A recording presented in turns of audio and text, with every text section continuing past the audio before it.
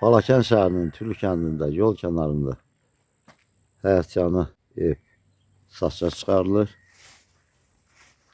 30 sot torpağı var.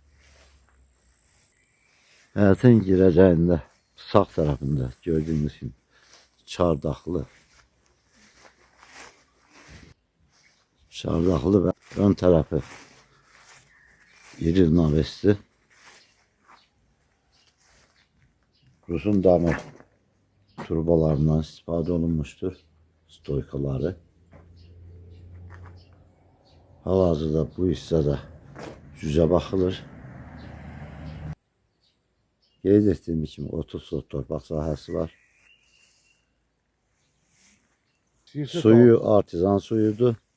İçərisində gördüyünüz kimi bar verən hər cür meyvə ağaçlarından əkilmişdir.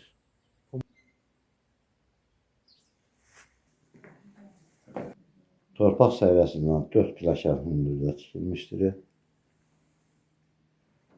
Girəcəyin sol tərəfində qonaq otağıdır, genişdir.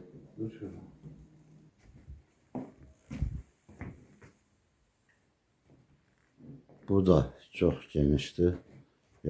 İkinci otağı da genişdir.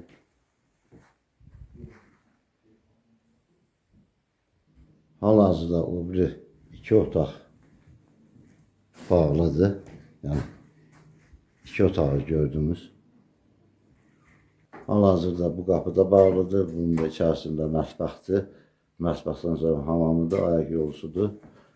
Normal vəziyyətdir. Yəni orada da ev Kupçalıdır. Notarial qaydada alqı-satqı edərək evi əldə edə bilərsiniz.